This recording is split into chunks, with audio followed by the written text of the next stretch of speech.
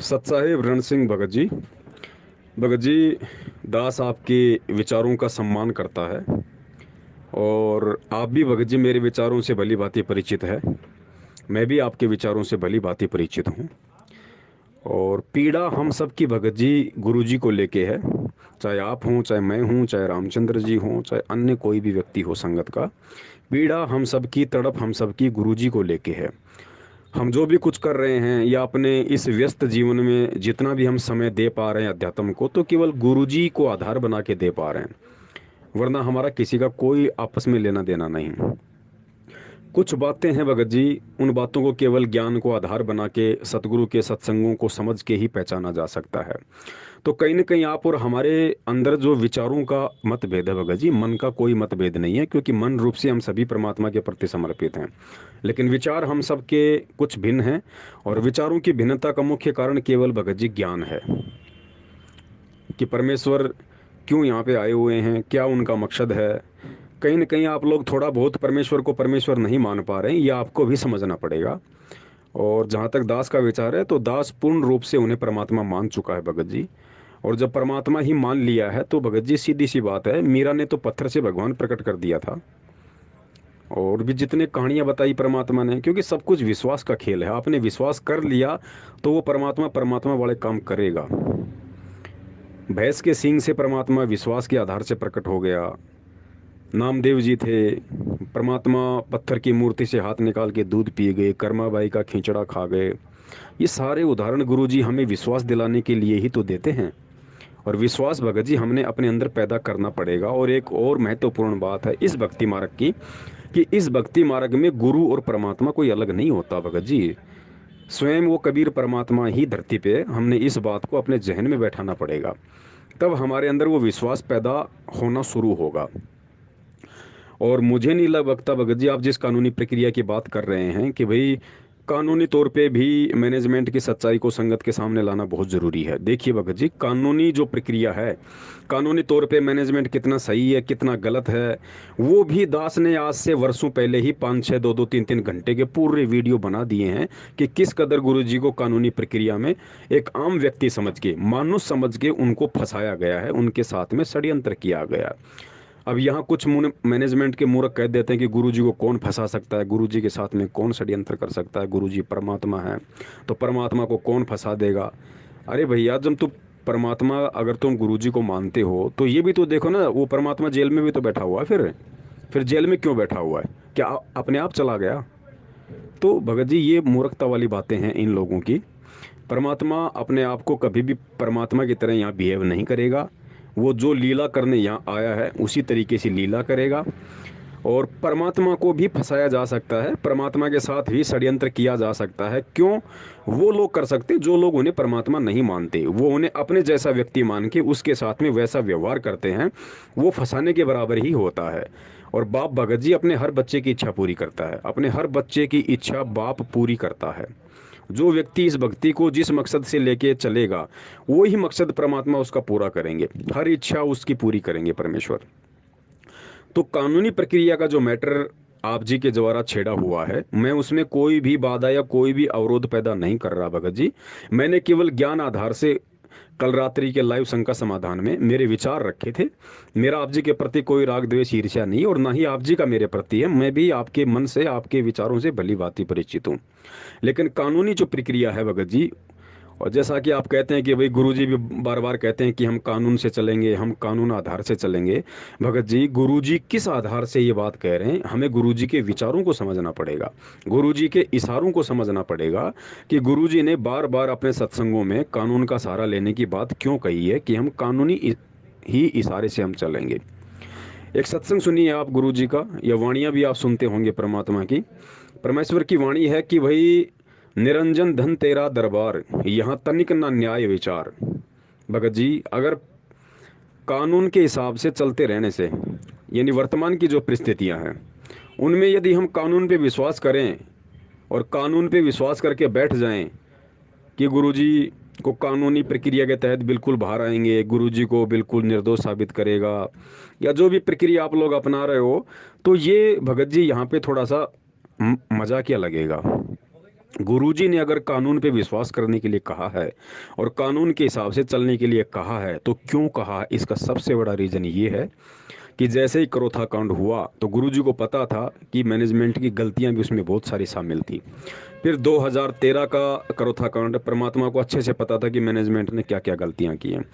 उसके बाद फिर परमात्मा ने सत्संगों में बोलना शुरू किया था उस मूर्ख मैनेजमेंट को समझाने के लिए, क्योंकि अंतर्यामी को पता था कि कांड तो होगा, लेकिन उस कांड से बचा भी जा सकता है अगर अपने विचारों को, अपनी क्रियाओं को ठीक कर लिया जाए तो मैनेजमेंट को समझाने के लिए, उनकी बुद्धि में ये बात घुसाने के लिए परमात्मा ने सत्संगों में कहा था कि बच्चों, धैर्य रखना, शांति रखना, भगवान पे विश्वास करना।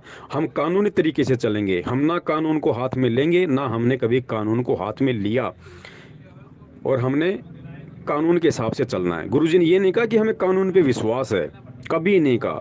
हमेशा गुरुजी ये कहते थे कि हमें भगवान पे विश्वास है, आज नहीं तो कल कदे तो भगवान हमारी सुनेगा।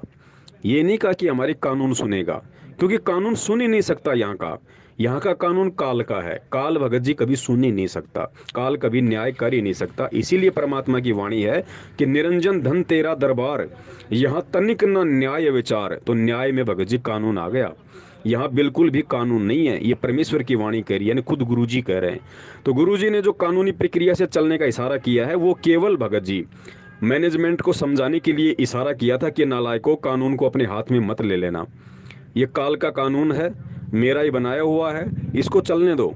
अगर इसका सिस्टम तोड़ के मुझे तुम्हें सतलोक ले जाना होता तो मुझे यहाँ आने की भी जरूरत नहीं पड़ती। इसका सिस्टम तो मैं सतलोक में बैठे बैठे ही तोड़ सकता था, तुम्हें सतलोक में बैठे बैठे ही तुम्हें वापस ले सकता था। तो भगत जी, अंततः बात, अगर हमें भक्ति मार्ग में सफल होना है तो अंततः भगत जी हमने ज्ञान को तो आधार बनाना पड़ेगा। और जिस दिन हमने ज्ञान को आधार बना लिया, उस दिन ये कानून वानून सब कुछ भगत जी साइड में हो जाएंगे। हमें स्पष्ट दिखाई देगा कि जिसका यहाँ का कानून है ना, काल भगवान का, उसका बाप यहाँ हिसार जेल में बैठा हुआ है। और गुरुजी बैठे क्यों हुए हैं? गुरुजी के हिसार जेल में बैठने के मुख्यतः दो मकसद है भगत जी, नोट कर लेना, आगे भी आपको यही दिखाई देंगे। गुरुजी का हिसार जेल में बैठने का सबसे पहला मकसद है मैनेजमेंट को समाप्त करना, मैनेजमेंट को जड़ से खत्म करना। और मैनेजमेंट को जड़ से खत्म करने का माध्यम केवल परमात्मा ने ज्ञान आधार चुना है। अगर गुरुदेव चाहें तो एक सेकंड में 2013 में भी बोल सकते थे, 2014 बरवाला कांड के समय भी बोल सकते थे, कल भी आके बोल सकते हैं कि भैया मैनेजमेंट गलत है, सब कुछ मैनेजमेंट ने किया है जैसा कि मैनेजमेंट कर रहा है। लेकिन गुरुजी स्पष्ट तौर पे मैनेजमेंट को गलत नहीं कहेंगे। क्यों नहीं कहेंगे? क्योंकि परमात्मा है भगत जी, वो सबका बाप है। और बाप को पता है कि घर में 4 बच्चे हैं तो 2 बच्चे सही भी होते हैं, 2 बच्चे गलत भी होते हैं। लेकिन बाप यही चाहता है कि बच्चा समझे, समझे समझे, ज्ञान से समझे। और ये आध्यात्मिक विषय है, तो परमात्मा चाहता है कि भाई ये ज्ञान से समझें इस चीज़ को, आज नहीं तो कल समझे, 2 दिन बाद समझ जाएंगे। बच्चे हैं, नादान हैं, काल प्रेरित हैं, कोई बात नहीं है। देखा होगा अपने गांव में, जब किसी का बच्चा किसी दूसरे की कुसंगति में पड़ के शराब पीने लग जाता है, बाप को उल्टा सीधा बोलने लग जाता है, तो बाप यही चाहता है कि ये समझे। तो वही कोशिश परमात्मा की है भगत जी मैनेजमेंट को लेके, भले ही मैनेजमेंट काल प्रेरित है। लेकिन परमात्मा के मार्ग में सबसे बड़ा रोड़ा यदि कोई है वर्तमान में, और सबसे बड़ा रोड़ा यदि आगे कोई बनने वाला है, तो केवल मैनेजमेंट है। तो परमात्मा इस परिवारवाद और वंशवाद को जड़ से समाप्त करना चाहते हैं भगत जी, और ये होगा। और जब तक ये परिवारवाद और वंशवाद जड़ से समाप्त नहीं होगा, तब तक भगत जी भक्ति मार्ग आगे नहीं चलता है। हमेशा वंशवाद और परिवारवाद ने ही परमात्मा के भक्ति मार्ग में रोड़ा अटकाया है। तो अब ये फाइनल टाइम है, 1000 वर्ष तक परमात्मा ने अपने मार्ग को चलाना है। तो इस मार्ग को 1000 साल तक के लिए तैयार करने के लिए परमेश्वर की सारी प्रक्रिया चल रही है। और इस मैनेजमेंट को, यानी गुरुजी का जो परिवार है, ये जो भी ये वंशवाद है, जो मैनेजमेंट को लगता है कि हाँ गुरुजी के जाने के बाद भी हम ही पूरा सिस्टम संभालेंगे, ये इनकी माँ भूल है भगत जी। क्योंकि ये लोग ज्ञान आधार से नहीं चल रहे, ये लोग गुरुजी को परमात्मा मान के नहीं चल रहे। तो ऐसा वो लोग सोच सकते हैं, लेकिन उनकी सोच भक्ति मार्ग में नहीं चलती है। गुरुजी सतलोक में जाने से पहले पहले, यानी इस पृथ्वी लोक से विदा होने से पहले पहले, सतलोक आश्रम मैनेजमेंट हरियाणा को, अपने परिवार वालों को, रिश्तेदारों को, जिसकी भक्ति करने की इच्छा होगी वो तो भगत बन के भक्ति कर लेगा, और जिसकी नहीं करने की इच्छा होगी उसको भगत जी परमात्मा बिल्कुल जड़ से समाप्त करके जाएगा। जड़ से समाप्त करने का मतलब है कि ज्ञान आधार से संगत का बच्चा बच्चा ये जान जाएगा कि गुरुजी का कोई परिवार नहीं है, गुरुजी का कोई बेटा बेटा नहीं है। अगर गुरुजी का कोई असली बेटा बेटी और परिवार है तो संगत है, और संगत में भी वो लोग हैं जो ज्ञान को आधार बना के भक्ति कर रहे हैं। क्योंकि वर्तमान में इस भक्ति के साथ में ज्ञान आधार शब्द जुड़ गया, और ये शब्द जुड़ेगा, क्योंकि शिक्षा परमात्मा ने इसीलिए दी है कि ज्ञान को आधार बनाएं। बस सोचें समझें, स्वयं भक्ति मार्ग के फैसले लें। उसके लिए परमेश्वर ने ये ज्ञान आधार का मार्ग चुना है। तो भगत जी कानून वानून कोई बड़ी चीज नहीं है, और परमात्मा इस तरीके से नहीं आएंगे। ध्यान रखियो कि चुपचाप भाई किसी ने जमानत करवा दी, परमात्मा आ गए वापस अपना सत्संग करने लग गए, ऐसा बिल्कुल भी संभव नहीं है। ये भगत जी सारे जो रिकॉर्ड हैं वो टूटेंगे, सारी बेड़ियां टूटेंगी जब नया संविधान बनेगा, नया परमात्मा का कानून बनेगा भगत जी, नया सब कुछ लिखा जाएगा। और नया सब कुछ लिखा जाएगा तो उसके लिए भगत जी बहुत कुछ विनाश होना बाकी है। अभी गुरुजी इतनी जल्दी जेल से बाहर नहीं आने वाले हैं, इसीलिए परमात्मा ने आप और हम सत्सेवकों को ये ज्ञान आधार से लाइव साध संगति की सेवा दी है, ताकि ये आत्माएं कमजोर ना पड़ जाएं, ये आत्माएं गुरु और भक्ति के प्रति डगमग ना हो जाएं, इनका विश्वास कमजोर ना पड़ जाए। इसलिए परमेश्वर ने सत्सेवकों को लाइव संघ का समाधान के माध्यम से खड़ा किया है भगत जी।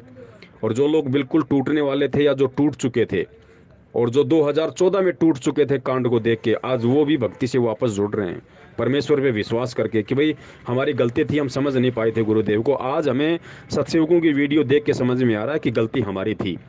बरवाला कांड में गुरुजी का कोई दोष नहीं, करने वाला मैनेजमेंट था। तो अब की बार जब गुरुजी जेल से आएंगे तो भगत जी किसी कानूनी प्रक्रिया के तहत नहीं आएंगे, परमात्मा पूरे कानूनी सिस्टम को तोड़ के आएंगे, एक नया कानून बनेगा। और गुरुजी जेल से जब आएंगे, जब जेल में जब बड़े बड़े लोग, बड़े बड़े लीडर जो अपने आप को समझते हैं, कहने का मतलब है दुनिया को गुरुजी की जरूरत पड़ेगी।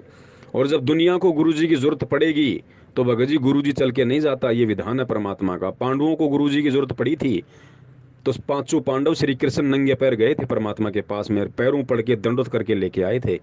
भगत जी वही सिस्टम है परमात्मा का। परमात्मा कभी किसी के पास नहीं गया, जिसको जरूरत पड़ी है ना उसको परमात्मा के पास में आना पड़ा है। चाहे इंद्रमती का उदाहरण हो या चाहे किसी का भी उदाहरण हो, भगत जी परमात्मा नहीं जाते। परमात्मा केवल अपनी विशेष आत्मा के पास जाते हैं भक्ति करवाने के लिए।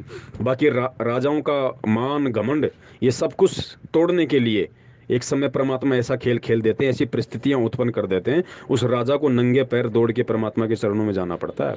सिकंदर लोदी को जलन की भयंकर भयंकर पीड़ा थी, वो ठीक भी हो सकता था, कोई बड़ी बात नहीं थी, लेकिन नहीं हो रहा था क्योंकि परमात्मा की आत्मा थी किसी जन्म की, और परमात्मा ने उसके माध्यम से बहुत सारे अपने काम सिद्ध करने थे, लेकिन उसको फिर परमात्मा के पास आना पड़ा भगत जी। तो ऐसी परिस्थितियां वर्तमान में पूरे वैश्विक स्तर पे और भारतीय इस मतलब पृष्ठभूमि पे भगत जी ऐसी परिस्थितियां पैदा होना बाकी हैं।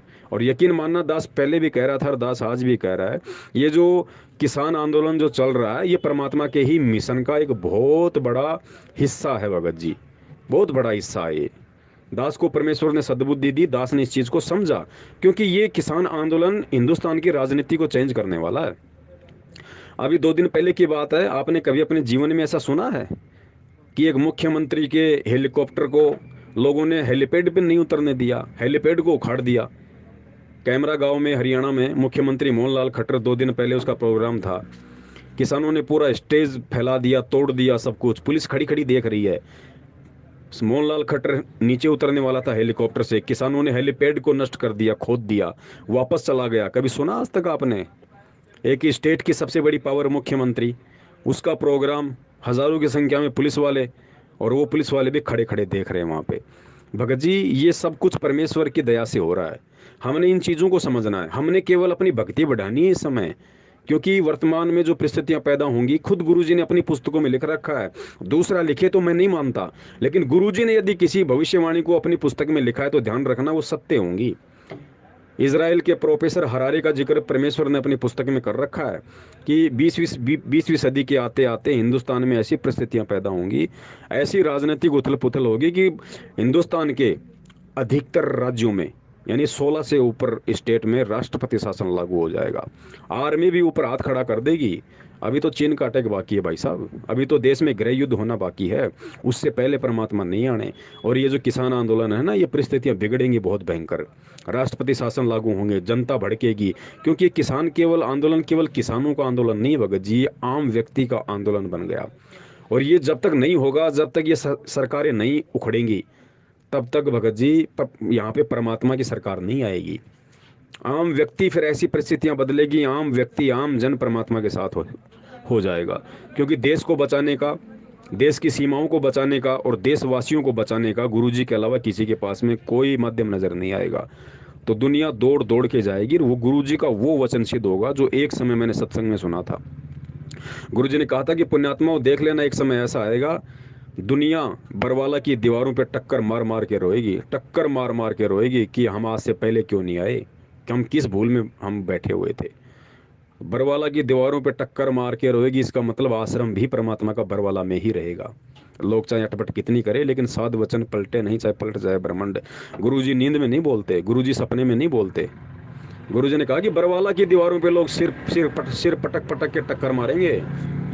तो आप जी समझ सकते हो भगत जी, ये परमेश्वर के ही सारे खेल हैं। परमात्मा खुद धरती पे हैं।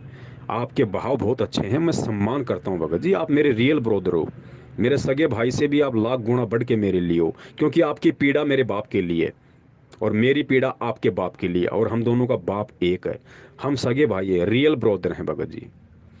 लेकिन बस कुछ विचारों का मतभेद है, और विचारों का मतभेद हो सकता है, बड़ी बात नहीं, लेकिन आपस में राग द्वेष ईर्ष्या बिल्कुल नहीं होनी चाहिए। और आपने कहा कि संत रामपाल जी के भगत आपस में तुरंत इनका मनमुटाव हो जाता है, तुरंत उनका। भगत जी ये सब के अपने विचार हैं। जो मनमुटाव कर रहा है ये उसकी अपनी घटिया सोच है, वो भी इस भक्ति मार्ग पे नहीं टिक पाएगा।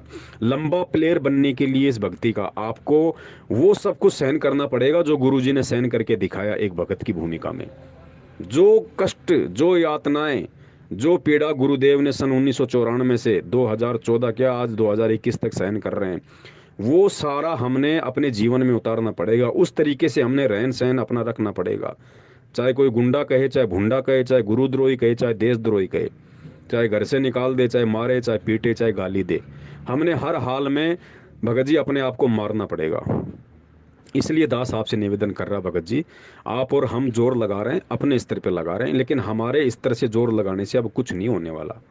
अब आप चाहे कितनी कोशिश कर लो, कितना कुछ कर लो, जिस कदर कानूनी प्रक्रिया में वर्तमान में गुरुजी जकड़े हुए हैं सांसारिक तौर पे, सांसारिक लोगों की दृष्टि में, उस दृष्टि से भगत जी आप चाहे कितना ही कानूनी प्रक्रिया अपना लो, कितना ही बड़े से बड़ा वकील कर लो, कितने ही आप अपने भगत साथ खड़ा कर लो, कितना पैसा जेब में लेके कोर्ट में चले जाओ, 1% भी आप टस से मस नहीं कर पाओगे इस कानूनी प्रक्रिया को।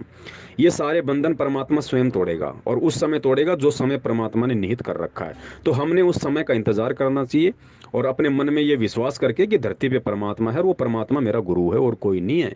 सतलोक में कोई कबीर नहीं बैठा फिलहाल।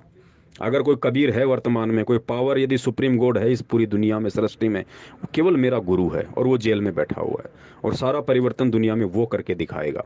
हमने केवल उसके ज्ञान को आधार बना के, उनसे प्रार्थना कर करके, उनके प्रति अपने मन में भाव जागृत करके, हमने ये प्रार्थना करने की, हे परमात्मा आपके आने तक परमात्मा दास को भक्ति में जीवित रखना, परमात्मा दास को डगमग मत कर देना। जिस प्रकार आए दिन भगत ऐसे जा रहे हैं जैसे गधे के सिर से सींग, कभी बबली दास जैसे लोग जो कभी कहा करते थे कि चाहे सिर कट जाए लेकिन हम गुरुजी से दूर नहीं हो सकते, आज वो गुरुजी को झूठा कह रहा है। और भी बहुत सारे लोग जा चुके हैं, और भी बहुत सारे लोग आगे जाएंगे, क्योंकि गुरुजी जितना इस समय को लंबा खींचेंगे, भक्तों का विश्वास भक्ति से उतना ही उठेगा। क्योंकि भक्तों की वर्तमान में भक्ति तो बन नहीं रही, मैनेजमेंट के पीछे चल के सब मर्यादाओं से दूर हैं, और सत्सेवकों के लोग संपर्क में आ नहीं रहे। और जब तक सत्सेवकों के संपर्क में आएंगे नहीं, तब तक वो गुरुजी को पहचानेंगे नहीं, और जब तक गुरु को नहीं पहचानेंगे तो भक्ति में वो विश्वास, वो दृढ़ता नहीं बनेगी। और जब भक्ति में ही विश्वास और दृढ़ता नहीं बनेगी तो इस भक्ति मार्ग पे आदमी कब तक टिक के रह सकता है। तो भगत जी मैं हाथ जोड़ के आपसे यही निवेदन करूंगा, आप जी इन बातों पे थोड़ा सा गौर करना, थोड़ा सा आप जी विचार करना, क्योंकि जो समझदार होता है वो मंथन करता है। और भगत जी मिलके हम संगत को जगाने की सेवा करें, हम संगत तक परमात्मा का संदेशा पहुंचाने की सेवा करें। आप समझिए भगत जी, आप इस बात को, ये मुझ पवन दास की औकात नहीं है कि मैं 4-4 5-5 घंटे लाइव चल सकूं, लोगों को समझा सकूं, लोगों को बता सकूं, पिछले 6 साल से अनवरत एक रस होके मैं सेवा कर सकूं। मेरे साथ कितने आए कितने गए भगत जी, हजारों लोग मेरे से जुड़े, हजारों लोग मेरे से वापस टूट गए। लोग आंधी की तरह आते हैं, तूफान की तरह चले जाते हैं, लेकिन इस भक्त मार्ग में आंधी तूफान नहीं चलता। ये जोश में आके होश खोने का मार्ग नहीं है, ये गुरुदेव को देख के चलने का मार्ग है। एक रस चाहे दुख हो, चाहे सुख हो, चाहे लाभ हो, चाहे हानि हो, आपको गुरुदेव की तरह इस भक्ति पे पैर जमा के रखने पड़ेंगे। तब हम सफल होंगे, तब हम गुरुदेव को प्राप्त कर सकते हैं भगत जी। वरना परमात्मा का काल के साथ वचन है, जबरदस्ती वो करेगा नहीं। और जो जैसा करेगा, जैसी भक्ति करेगा, वैसा फल अपना वो प्राप्त करता जाएगा। लेकिन हमारा मकसद केवल फल प्राप्त करने का नहीं है, हमारा मकसद कोई सुख सुविधा भोगने का नहीं है। हमारा टारगेट केवल मोक्ष प्राप्ति का है। और मोक्ष प्राप्ति के लिए भगत जी हमने गुरु को परमात्मा मानना पड़ेगा। और गुरु इस मार्ग में होता ही परमात्मा है, दूसरा कोई परमात्मा होता ही नहीं है। तो इतना विश्वास भगत जी हमने करना पड़ेगा। उसके बाद देखो आप भगत जी, उसके बाद आप सब भूल जाओगे, ये कानूनी प्रक्रिया, ये FIR, सब कुछ नहीं होना जाना इनसे। आप मैनेजमेंट से ही संघर्ष नहीं कर पाओगे, आपकी जूतियां घिस जाएंगी भगत जी, कोर्टों के चक्कर काटते काटते काटते काटते। कहाँ से आप पैसा लाओगे, कहाँ से आप वकील खड़ा करोगे, कौन संगत वाला आपका साथ देगा भगत जी? 4 आदमी आपके साथ खड़े हो जाएं तो आप मुझे बता देना भगत जी। तो बड़े भाई, सीधा सा मार्ग परमात्मा ने बता दिया है कि भैया मेरे पे विश्वास करो और अपनी भक्ति में दृढ़ता बढ़ाओ, आस्था बढ़ाओ, विश्वास बढ़ाओ, भगवान को भगवान मानो। फिर देखो भगत जी, ये चेंजेस सब कुछ परमात्मा करेंगे।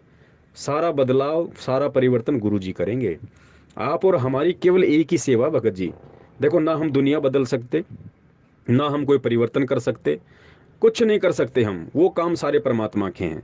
हमें तो परमात्मा ने एक ड्यूटी दे रखी है, एक सेवा दे रखी है अपने कर्म बनाने की, कि तुम्हें अगर मेरी मेहर से, मेरे आशीर्वाद से थोड़ा बहुत अगर ये ज्ञान समझ में आया है, तो उस चीज़ को आधार बना के अपने भगत भाई बहनों को मेरे आने तक भक्ति मार्ग से जोड़े रखो। भक्ति और भगवान में उसका उनका विश्वास बनाए रखो। बस इतनी सी बात है भगत जी, इसके अलावा हम कुछ नहीं कर सकते। सब कुछ करने वाला परमात्मा है। सब कुछ करने वाला वही है जो हिसार जेल में बैठा हुआ, और वही एंड में करेगा। इस सत्य को भगत जी आप चाहे आज स्वीकार कर लो, चाहे आप 2 दिन बाद में स्वीकार कर लेना, मर्जी आपकी है भगत जी। सत्साय, जय हो बंदी छोड़ के।